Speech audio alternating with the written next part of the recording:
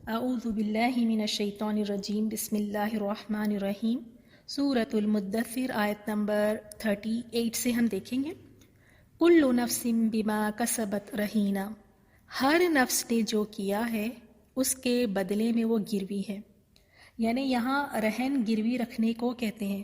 اور اس سے ہمیں پتہ چلا کہ انسان کی نفس بھی رہن رکھی ہوئی ہے۔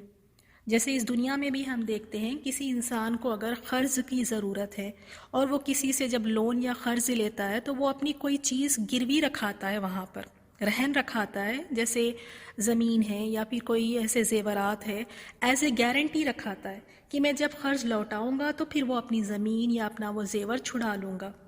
تو اسی طرح انسان کی نفس بھی رہن رکھی ہوئی ہے اور اس کو چھڑانا ہوگا قیامت والے دن، یعنی یہ نفس بھی اپنی نہیں ہے، اس کو چھڑانا ہوگا اس دن۔ اور کس طرح اس کو چھڑایا جا سکتا ہے؟ اس کو اس طرح چھڑایا جا سکتا ہے کہ جو نیکیاں لے کر آئے گا اپنے آپ کو چھڑا کر لے کر جائے گا، اور اگر نیکیاں نہیں لے کر آتا تو پھر اس کو رہائی نہیں ملے گی، رہائی اس کو مل ہی نہیں سکتی۔ تو خود کو چھڑانے کے لیے قیامت والے دن نفس کو آزاد کرانے کے لیے نیکیوں کی ضرورت ہے۔ اگر نہیں کرا سکتے، اگر نفس کو نہیں چھڑایا تو پھر وہ آگ میں ہوگی۔ تو اللہ تعالی ہم سب کی حفاظت فرمائے، اور واقعی انسان کو اس بات کی کوشش کرنا ہے کہ نیکییں خوب ساری لے کے جائیں، نیک اعمال لے کے جائیں، کیونکہ اس نفس کو اسی طرح چھڑایا جا سکتا ہے۔ کس طرح کہ وہ عمل جو ہے اسے عذاب سے چھڑا لیں گے اگر وہ عمل نیک اور اچھے ہوں گے، اگر وہ عمل برے ہوں گے تو وہ اسے ہلاک کرا دیں گے۔ اور اس سے کون محفوظ ہے؟ آیت نمبر 39 میں اللہ تعالیٰ فرماتے ہیں الا اصحاب الیمین، دائیں ہاتھ والوں کے سوا، یعنی وہ لوگ جو دائیں ہاتھ والے ہیں وہ آزاد ہوں گے اپنے نیک اعمال کی وجہ سے۔ اور کہاں ہوں گے؟ فی جنات، وہ جنات میں ہوں گے، یتساءلون، باہم یعنی آپس میں سوال کریں گے، وہ آپس میں ایک دوسرے سے سوال کریں گے عن المجرمین، مجرموں کے بارے میں۔ تو ہمیں اس آیت سے یہ بھی پتہ چلا کہ جنت میں جنتیاں آپس میں ایک دوسرے سے بات چیت کریں گے۔ اور اسی طرح ہمیں سورہ طور میں بھی آیت نمبر 25 to 27 میں اس کا ذکر آیا ہے کہ اہل جنت اپنی مجلس میں دنیا کی زندگی کی یادیں تازہ کیا کریں گے۔ سبحان اللہ، دیکھیں جنت میں بیٹھے ہیں لیکن پھر بھی دنیا کی زندگی کی یادیں تازہ کریں گے، بات کریں گے آپس میں، وہ ایک دوسرے سے، جنتی لوگ آپس میں ایک دوسرے سے دنیا کے گزرے ہوئے حالات پوچھیں گے اور آپس میں کہیں گے ہم پہلے دنیا کی زندگی میں اپنے گھر والوں میں ڈرتے ہوئے زندگی بسر کرتے تھے، آخرکار اللہ تعالیٰ نے ہم پر فضل فرمایا اور ہمیں جھلسا دینے والی ہوا کے عذاب سے بچا لیا۔ تو وہاں مجلسیں ہوں گی، وہ آپس میں ایک دوسرے سے بات کریں گے۔ اور یہاں ہمیں اس آیت سے کیا پتہ چلا کہ وہ بات چیت کر رہے ہیں آپس میں مجرموں کے بارے میں۔ اور اب نیکسٹ آیت میں کہ وہ ڈائریکٹ جنت میں ہوتے ہوئے جہنمیوں سے سوال کریں گے، ما سلککم فی سقر، ان سے پوچھیں گے، یعنی یہ جنت والے جہنم والوں سے پوچھیں گے کہ تمہیں کس چیز نے سقر میں ڈالا، یعنی جہنم میں ڈالا، ایسا تم نے کیا کیا تھا، کیا جرم تم سے ہوا کہ تم آج جہنم میں ہو۔ اور یہ دیکھیں کتنے ریلیکس ہے، جنت میں بیٹھے ہوئے ہیں اور جہنمیوں کو دیکھ کے ان سے سوال بھی کر رہے ہیں، آپس میں ان کی بات چیت بھی ہو رہی ہے۔ تو وہ جب پوچھیں گے تو دیکھیں جواب جہنم والے کیا دیں گے۔ جہنمیوں سے جب پوچھا جائے گا تو وہ کہیں گے قالوا لم نک من المصلین، وہ کہیں گے ہم نمازیوں میں سے نہیں تھے، یعنی نماز حقوق اللہ میں سے اللہ تعالیٰ کا یہ حق ہے، کہیں گے کہ ہم نے اللہ تعالیٰ کا حق ہی نہیں ادا کیا، سب سے پہلا جرم کہ ہم نے اللہ تعالیٰ کا حق ہی نہیں ادا کیا۔ اللہ تعالیٰ ہماری یعنی اصلاح فرما دے، ہم دیکھیں سارے کام ہم کریں گے اور ہماری سستی جہاں ہوتی ہے وہ نمازوں میں ہی سستی ہوتی ہے، یہ سستی دیکھیں کہاں اس کا انجام کیا ہوگا، سقر میں پڑے ہوں گے۔ اور یاد یہ رکھنے والی بات ہے کہ نماز اسلام کا سب سے بہت اہم رکن ہے، اور نماز اللہ تعالیٰ سے تعلق قائم کرنے کا سب سے بڑا ذریعہ ہے۔ اور اللہ سبحانہ و تعالیٰ نے بھی قرآن میں فرمایا ہے نا سورہ بقرہ میں کہ تم نماز اور صبر کے ساتھ مدد مانگو۔ کیا ہمیں مدد نہیں چاہیے؟ ہر ایک چیز میں ہمیں اللہ تعالیٰ کی مدد کی ضرورت ہے. اگر مدد چاہیے تو صبر پلس نماز، یہ دو چیزوں کے ساتھ ہی اللہ تعالیٰ کی مدد آتی ہے. انہی دو چیزوں سے اللہ تعالیٰ سے ہمیں مدد مانگنی چاہیے. اور یہ کسی نے بڑا خوب کہا ہے نا کہ جب یعنی آپ کا دل چاہتا ہے کہ آپ اللہ تعالیٰ سے بات کریں تو آپ نماز کے لیے کھڑے ہو جائیں. جب آپ کا دل یہ چاہتا ہے کہ اللہ تعالیٰ آپ سے بات کرے تو آپ پھر اللہ تعالیٰ کے کلام کی تلاوت کریں، آپ قرآن کی تلاوت کریں. تو یہ تو سب سے بڑا ذریعہ ہے اللہ تعالیٰ سے تعلق قائم کرنے کا، اور اسی میں ہم سستی دکھاتے ہیں، اسی میں ہم غفلت برتتے ہیں. اور جیسے سورہ ماعون میں بھی اللہ سبحانہ و تعالیٰ نے فرمایا نا، اللہ تعالیٰ نے فرمایا نمازیوں کے لیے ہلاکت اور تباہی بتائی ہے. کیوں؟ وہ کیا کرتے ہیں؟ جو نماز کے معاملے میں غفلت اور بے پرواہی سے کام لیتے ہیں.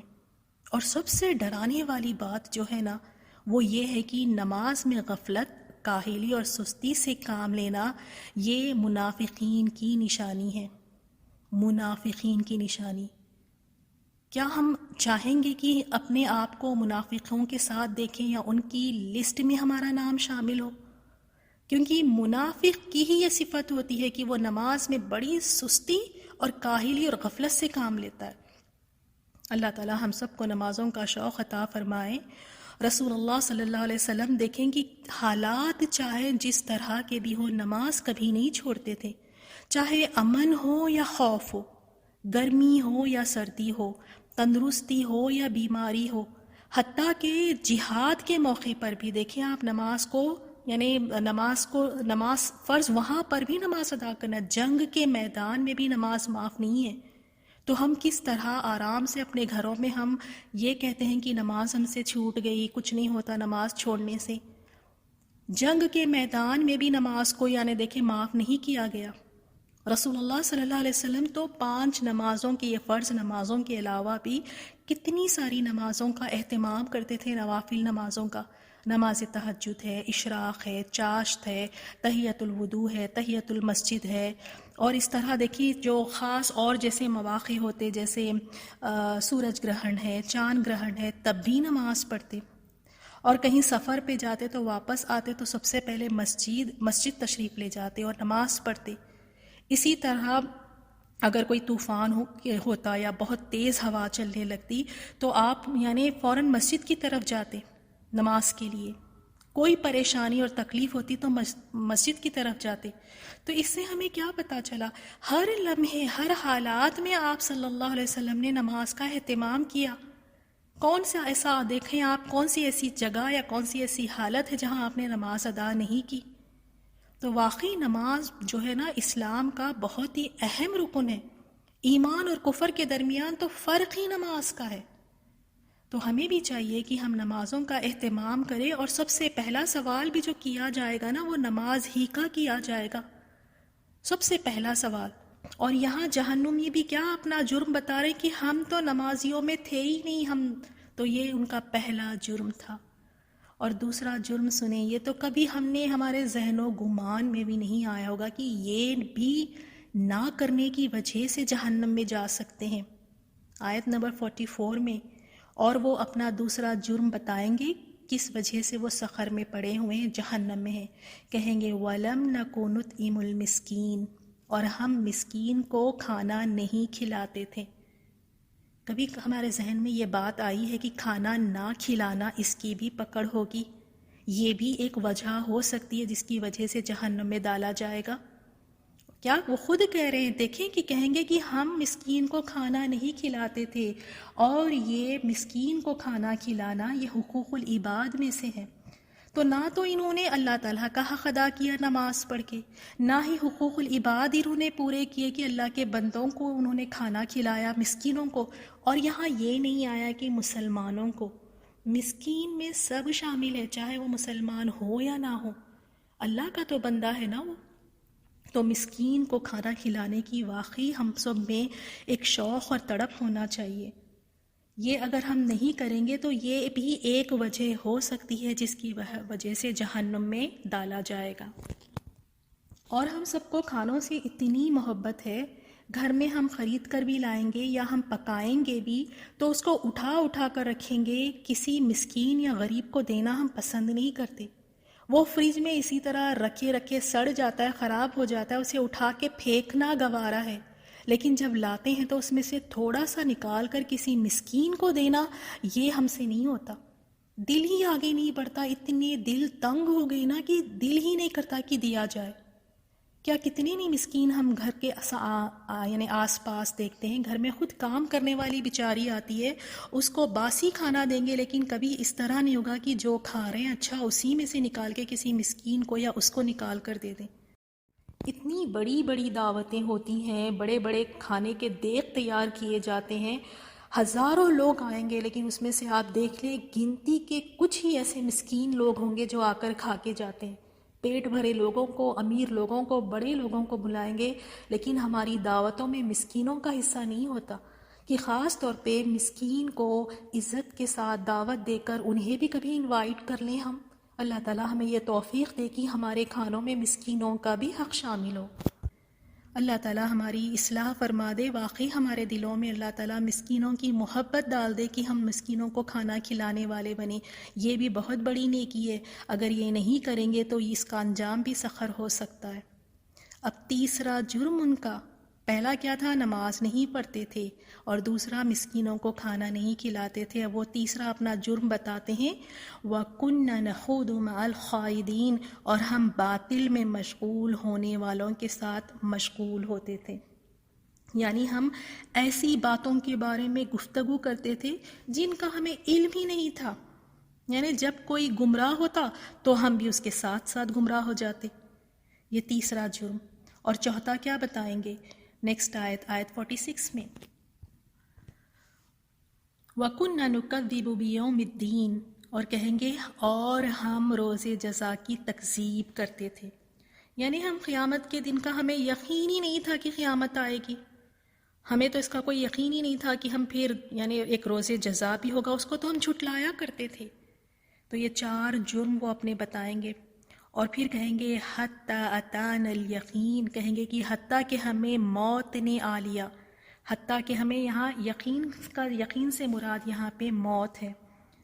تو وہ خود کہیں گے کہ اور ہم روز جزا کو جھٹلاتے تھے یہاں تک کہ ہمیں یقین آ گیا، یعنی موت آ گئی۔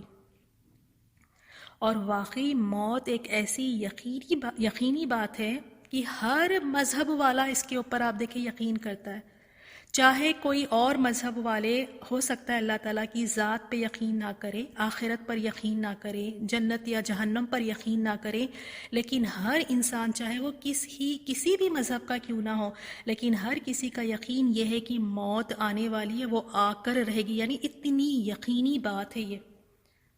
تو وہ کہیں گے کہ جب تک حتیٰ کہ ہمیں موت نے آ لیا۔ تو اب ان جو یہاں پہ 4 جرم ہیں، گناہ کے کام انہوں نے بتائے ہیں، اس کے بعد دیکھیں کہ اس کا انجام کیا ہوگا۔ بھگتنا تو پڑے گا نا، نمازوں کو چھوڑ دینا، مسکینوں کو کھانا نہیں کھلانا، صرف اپنے پیٹ کا خیال رکھنا، صرف اپنا پیٹ ہی بھر لینا، اور بس ایسے ہی مشغول باتوں میں یعنی بحث مباحثے میں لگے رہنا اور قیامت کے دن کا انکار کرنا۔ تو اب اس کا دیکھیں انجام کیا ہوگا، اللہ محفوظ رکھے یا رب۔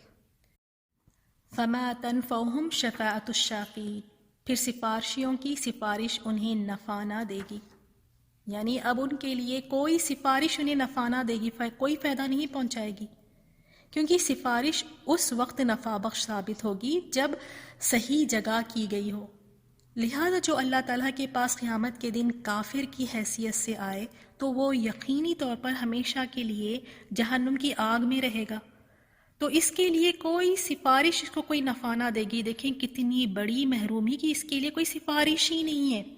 اور ہمیں احادیث سے پتہ چلتا ہے کہ رسول اللہ صلی اللہ علیہ وسلم بھی شفاعت کریں گے، اسی طرح انبیاء کرام ہیں، فرشتے ہیں، نیک مومن لوگ ہیں اور شہداء ہیں، یہ سب اللہ تعالیٰ کے یہاں سفارش کریں گے، شفاعت کریں گے۔ اور یہاں تک کہ جب اہل ایمان جنت میں داخل ہو جائیں گے، اور جب جنت میں جانے کے بعد وہ وہاں پر اپنے قریبی لوگوں کو، اپنے جان پہچان والوں کو نہیں دیکھیں گے، تو وہ بھی اللہ تعالیٰ سے ان کی سفارش کریں گے، اور ان کی سفارش کو اللہ تعالیٰ قبول فرمائے گا۔ اسی طرح روزہ ہے اور قرآن ہے، یہ بھی سفارش کریں گے۔ سورہ بقرہ ہے، سورہ آل عمران ہے، یہ دونوں صورتیں اپنے پڑھنے والوں کے لیے سفارش کریں گے۔ سورۃ الملک ہے، اور احادیث سے ہمیں یہ بھی پتہ چلتا ہے کہ جو جہنم سے 3 بار پناہ مانگے تو جہنم بھی اس کے لیے سفارش کرتی ہے۔ اسی طرح جو جنت کا سوال کرے 3 مرتبہ تو جنت بھی اس کے لیے سفارش کرتی ہے۔ تو ایسے لوگوں کے لیے تو کوئی سفارش ہے ہی نہیں، ان کو کوئی سفارش نفع ہی نہیں پہنچائے گی۔ اور ایک بات یہاں پر دیکھیں کہ سفارش وہی کر سکے گا جسے اللہ تعالیٰ اجازت دے۔ اللہ تعالیٰ کی اجازت کے بغیر کوئی نبی، کوئی فرشتہ یا کوئی ولی کوئی بھی سفارش نہیں کر سکتے۔ جب اللہ کی اجازت ہو تو تب ہی وہ سفارش کریں گے۔ اور یہ بھی دیکھیں، سفارش کرنے والا صرف اسی کے لیے سفارش کرے گا جس کے لیے اللہ تعالیٰ کی اجازت ہو۔ تو یہ 2 باتیں کلیئر ہو گئی ہیں۔ اللہ تعالیٰ جسے اجازت دے وہی سفارش کرے گا، اور دوسرا جس کے لیے اللہ تعالیٰ چاہیں گے تو اسی کے لیے سفارش کی جائے گی۔ انشاءاللہ ان آیات سے ہمارا سفارش اور شفاعت کا کانسیپٹ کلیئر ہو گیا ہوگا۔ جیسے عام لوگ سمجھتے ہیں نا کہ ہم فلاں ہماری سفارش کر دیں گے یا ہم ان سے سفارش کروا لیں گے، وہ ہماری شفاعت کر دیں گے۔ جب تک اللہ تعالیٰ کی اجازت نہ ہو کوئی نبی بھی نہیں کر سکیں گے۔ اللہ تعالیٰ ہی کی اجازت ہوگی تو تب ہی وہ کریں گے شفاعت۔ آیت نمبر 49، اب اس میں کفار کا ذکر ہے کہ کافر جب ان کو نصیحت سنائی جاتی ہیں تو ان کا رویہ کس طرح کا ہوتا ہے۔ فما لہم، پھر کیا ہے انہیں، ان التذکرتی، نصیحت سے معرضین، منہ موڑنے والے ہیں۔ اللہ سبحانہ وتعالیٰ فرماتے ہیں پس ان کو کیا ہوا ہے کہ وہ نصیحت سے روگرداں ہو رہے ہیں۔ یعنی آپ کے پاس کے ان کافروں کو کیا ہوا ہے کہ آپ انہیں جس چیز کی دعوت دے رہے ہیں اور جس چیز کے ساتھ انہیں نصیحت کر رہے ہیں یہ اس سے روگرداں ہو رہے ہیں، اس سے منہ موڑ رہے ہیں۔ اور یہاں مثال اللہ سبحانہ وتعالیٰ نے دی کس طرح سے یہ منہ موڑ رہے ہیں، یعنی کأنہم، گویا کہ وہ حمر، گدھے ہیں، مستنفرہ، بدکنے والے، خرت، کی وہ بھاگتے ہیں، من خسورہ، شیر سے۔ تو یہاں ان کی مثال کس طرح اللہ تعالیٰ نے بیان فرمائی، گویا وہ گدھے ہیں بدکے ہوئے جو شیر سے ڈر کے بھاگے ہو۔ کبھی آپ نے دیکھا ہے اگر شیر جب شکار کے لیے نکلتا ہے اور سامنے اگر آپ دیکھیں وحشی گدھے ہو تو وہ کس قدر خوف اور ڈر کی وجہ سے بدکتے ہیں اور دوڑتے ہیں اور بھاگتے ہیں کہ شیر جب ان کا شکار کرنے آتا ہے۔ تو ان کا بھی حال اسی طرح ہے، گویا کہ وہ حق سے نفرت کرتے ہیں۔ جب ان کو حق کے بارے میں بتایا جاتا ہے، ان کو جب نصیحت کی جاتی ہے تو وہ روگردانی کرتے ہیں، وہ اسی طرح منہ موڑتے ہیں، وہ ایسے ہی ڈر کر بھاگتے ہیں جیسے یہاں مثال دی گئی ہے کہ جیسے وحشی گدھا ہے جو شیر کے ڈر سے بھاگ جاتے ہیں جب شیر اس کا شکار کرتا ہے۔ اللہ سبحانہ وتعالی ہم سب کو توفیق دے کہ واقعی جب ہمارے سامنے کوئی حق بات آ جائے تو ہم اس سے نفرت نہ کریں، اس سے منہ نہ موڑیں، روگردانی نہ کریں، ہمیں حق کو حق جان کر اس پر عمل کرنے والا بنا دے۔ نصیحتیں بھی ہمارے سامنے کتنی آتی ہیں اور اکڑ جاتے ہیں نصیحتوں کے آگے۔ اللہ تعالیٰ ہمیں توفیق دے کہ واقعی نصیحتوں سے ہم عبرت حاصل کریں، ان پر ہم عمل کریں۔ اور دیکھیں ان مشرکوں کی طرح ڈھٹائی دیکھیں کہ ان میں سے ہر کوئی چاہتا کیا ہے، بل یرید، بلکہ چاہتا ہے، کل امرئ، ہر آدمی، منہم، ان میں سے، ان یؤتی، کہ وہ دیا جائے، صحفاً، صحیفے، منشرہ، کھلے ہوئے۔ بلکہ ان میں سے ہر شخص یہ چاہتا ہے کہ اسے کھلے ہوئے صحیفے دیے جائیں، یعنی ان مشرکوں میں سے ہر ایک یہ چاہتا ہے کہ اس پر اسی طرح کتاب نازل ہو جس طرح نبی صلی اللہ علیہ وسلم پر کتاب نازل فرمائی، یعنی جس طرح نبی صلی اللہ علیہ وسلم پر کتاب نازل ہوئی تو ہم پر بھی نازل ہونی چاہیے۔ یہ وہ ہر کوئی، یعنی ہر مشرک یہ چاہتا ہے ان میں سے۔ تو اللہ سبحانہ وتعالیٰ نے اس کے کیا جواب دیا؟ اللہ تعالیٰ نے فرمایا، کلا، ہرگز نہیں، بلکہ لا یخافون، نہیں ڈرتے وہ، الآخرہ، آخرت سے۔ یہ جو سب ان کے مطالبے ہے، جو اس طرح کی باتیں کر رہے، اصل میں مسئلہ کیا ہے کہ ان کو آخرت کا ڈر ہی نہیں ہے۔ اور واقعی ایسے ہی ہوتا ہے، جب انسان کے دل سے آخرت کا ڈر ختم ہو جائے نا تو پھر وہ جو چاہے کہے، جو چاہے مرضی سوچے، اس کو تو ہے ہی نہیں کسی بات کا ڈر۔ اللہ تعالیٰ اس ڈر کو، ہمارے اس ڈر کو اور پختہ کر دیں کہ واقعی ہم آخرت سے ڈرنے والے بنیں۔ تو اللہ تعالیٰ کیا فرماتے ہیں، ان کو تو ہرگز یعنی آخرت سے یہ ڈرتے ہی نہیں، یعنی آخرت پر ان کے ایمان کے نہ ہونے کی یہاں پر ذکر بتایا گیا کہ ان کا ایمان ہی نہیں ہے آخرت پر، اسی لیے ان میں یہ خرابیاں ہیں۔ تو آخرت پر ایمان رہنا، آخرت سے ڈرنا انسان کو واقعی درست رکھتا ہے۔ آخرت سے ڈرتا ہے جب انسان تو واقعی اس کا ایمان بھی پکا ہوتا ہے۔ اور ہم انشاءاللہ جیسے جیسے آگے کی صورتوں میں ہم جاتے جائیں گے آخرت کا ذکر بہت زیادہ ہے، آپ کو ڈر بھی لگے گا، اور اچھی بات ہے، اچھی بات ہے کہ ڈر جائے۔ اگر ہم یہاں نہیں ڈریں گے تو پھر ہمیں وہاں ڈرایا جائے گا، تو بہتر ہے کہ انسان پھر یہیں ڈر جائے، یہیں ڈر کے اپنے عمل کو درست کر لے، اپنی زندگیوں کو درست کر لے، یا پھر یہاں بے خوف رہے۔ اگر یہاں نہیں ڈرنا چاہتے تو ٹھیک ہے، بے خوف زندگی گزارے، پھر وہاں ڈرایا جائے گا۔ تو بھی ہمارے ہاتھ میں ہے کہ ہم یہاں ڈر کے زندگی گزار کے وہاں ریلیکس رہنا چاہتے ہیں، یا ریلیکس زندگی یہاں گزار کے وہاں ڈرنا چاہتے ہیں۔ تو آخرت کا ڈر واقعی ایمان کو بھی پکا کرتا ہے اور انسان کو بھی سیدھا اور درست رکھتا ہے۔ اب پھر اس کے بعد اللہ سبحانہ وتعالیٰ نے آیت 54 میں قرآن کے بارے میں فرمایا، قرآن تو نصیحت ہے، کلا انہ تذکرہ، یعنی حق بات یہ ہے کہ قرآن نصیحت ہے۔ تو کیا واقعی ہم قرآن سے نصیحت لیتے ہیں؟ نصیحت ہمیں کبھی ہمارے شوہر کر دیتے ہیں، کبھی اپنی خاص جو بیسٹ فرینڈز ہوتے ہیں وہ ہمیں نصیحت کر دیتے ہیں، کوئی اور بڑے بزرگ لوگ ہمیں نصیحت کر دیتے ہیں۔ ان کی نصیحتیں تو ہمیں بڑی اچھی طرح سے سمجھ آتی ہے، عمل بھی کرتے ہیں، ہم ان کی باتوں کو مانتے بھی ہیں۔ جہاں اللہ سبحانہ وتعالیٰ نے ہمیں قرآن کے بارے میں فرمایا کہ یہ نصیحت ہے، اس میں ہمارے لیے نصیحتیں ہیں، اور یہی نصیحتوں سے ہم اس پر عمل کر کے ہم اپنی دنیا بھی بہتر کر سکتے ہیں اور سنوار سکتے ہیں، اور آخرت کو بھی۔ آیت 55، فمن شاء ذکر، سو جو چاہے وہ نصیحت حاصل کرے اس سے، وما یذکرون، اور نہیں وہ نصیحت حاصل کرتے اس سے، الا مگر ان یشاء اللہ، یہ کہ چاہے اللہ تعالیٰ۔ تو پھر جو کوئی چاہے اس سے نصیحت حاصل کرے، اور اس سے وہ نصیحت حاصل نہیں کرتے مگر یہ کہ اللہ چاہے۔ اور اسی طرح اللہ سبحانہ وتعالیٰ نے سورہ تکویر میں بھی فرمایا ہے، جس کا ترجمہ یہ ہے کہ اور اللہ کے چاہے بغیر تم کچھ بھی نہیں چاہ سکتے۔ تو قرآن سے ہدایت اور نصیحت صرف اسے ہی حاصل ہوگی جسے اللہ تعالیٰ چاہیں گے۔ تو اللہ تعالیٰ ہی سے پھر ہدایت کی دعائیں کرنی ہوں گی، اللہ تعالیٰ جسے چاہیں گے اسے اللہ تعالیٰ ہدایت عطا فرمائیں گے۔ لیکن جس انسان میں واقعی طلب ہو، شوق ہو کہ مجھے ہدایت ملے، مجھے ہدایت کے راستے پہ چلنا ہے، تو پھر ایسوں کے لیے اللہ تعالیٰ خیر کے دروازے بھی کھول دیتے ہیں، اور اللہ تعالیٰ اسے ہدایت پر بھی چلا دیتے ہیں، ہدایت کا راستہ بھی دکھا دیتے ہیں۔ ہوا اہل التقوی، وہی لائق ہے تقوی کے، واہل المغفرہ، اور لائق ہے مغفرت کے۔ یعنی یہاں پر یہ ہے کہ اللہ سبحانہ وتعالیٰ وہی لائق ہے کہ اس سے ڈرا جائے، اسی سے ڈرا جائے۔ کیا واقعی ہم ریئلی صرف اور صرف اللہ تعالیٰ سے ڈرتے ہیں؟ یہاں اللہ تعالیٰ فرماتے ہیں کہ وہ اس لائق ہے کہ اس سے ڈرا جائے، اور وہ اس لائق ہے کہ جو اس کی طرف رجوع کرے، توبہ کرے، تو وہ اس کے گناہوں کو معاف فرما دے۔ یعنی معاف کرنے کا اختیار صرف اور صرف اللہ تعالیٰ کے پاس ہے، اور اللہ سبحانہ وتعالیٰ اس لائق ہے کہ اس سے ڈرا جائے۔ اس آیت میں بھی دیکھیں ڈر کی بات آئی ہے، آیت 53 میں بھی ہم نے دیکھا نا، کلا بل لا یخافون الآخرہ، ہرگز نہیں بلکہ وہ آخرت سے نہیں ڈرتے۔ یہاں بھی ڈر کی بات آئی کہ وہ ڈرتے نہیں ہیں۔ تو ایک ہم بھی اپنے آپ سے ذرا سوال کر کے دیکھیں کہ کیا واقعی ہم ڈرتے ہیں؟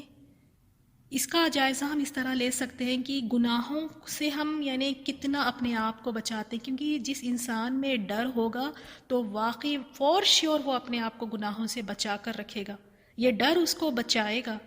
اور اگر وہ واقعی آخرت سے ڈرتا ہے، اور جس طرح اللہ تعالیٰ سے ڈرنے کا حق ہے، اللہ تعالیٰ سے اگر وہ ڈرتا ہے تو واقعی یہ ڈر پھر اسے نیکیوں میں بھی دوڑائے گا۔ یہ ڈر ایسا نہیں ہے کہ انسان کو بڑا نکما اور کمزور سا کر کے ایک کونے میں بٹھا دے کہ بس ڈر کر بیٹھے ہوئے ہیں، نہیں، یہ ڈر ایسا ڈر ہے کہ انسان کو دوڑاتا بھگاتا بھی ہے نیکیوں میں۔ یہ پھر دوڑتے بھاگتے ہیں، نیکی کا ایک موقع بھی نہیں چھوڑتے، اور ہر ممکن چیز سے یعنی کوشش کرتے ہیں کہ اپنے رب کو راضی کر لیں، اور ہر گناہ کے کاموں سے بچتے ہیں۔ تو الحمدللہ اس سورہ کو آج ہم نے مکمل کیا، اس کی تفسیر مکمل ہوئی ہے۔ اس میں جیسے ہم نے بہت ساری چیزیں سیکھی ہیں، اللہ تعالی ہم سب کو توفیق دے کہ جو کچھ ہم نے اس سورہ میں سیکھا ہے اس پر ہم عمل کریں، اور آگے آگے آپ دیکھیں جتنی بھی صورتیں آتی جائیں گی، آخرت کا ذکر ہے، جہنم کا ذکر ہے، جنت کا ذکر ہے، واقعی انسان کی آخرت کی فکر بھی بڑھ جائے گی اور آخرت کی یاد بھی تازہ ہو جائے گی۔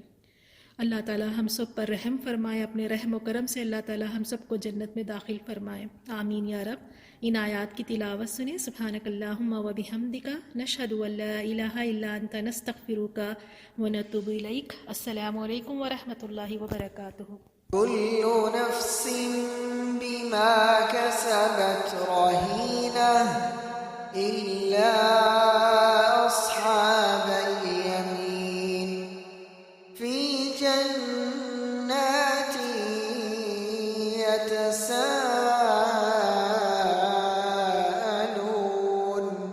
عن المجرمين ما سلككم في سقر قالوا لم نك من المصلين ولم نك نطعم المسكين وكنا نخوض مع الخائضين وكنا نكذب بيوم الدين حتى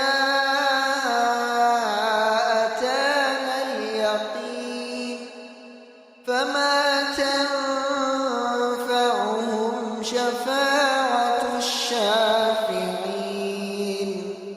فما لهم عن التذكرة معرضين كأنهم حمر مستنفرة فرت من قسورة بل يريد كل امرئ منهم أن يؤتى صحفا منشرة كلا بل لا يخافون الآخرة كلا إنه تذكرة فمن شاء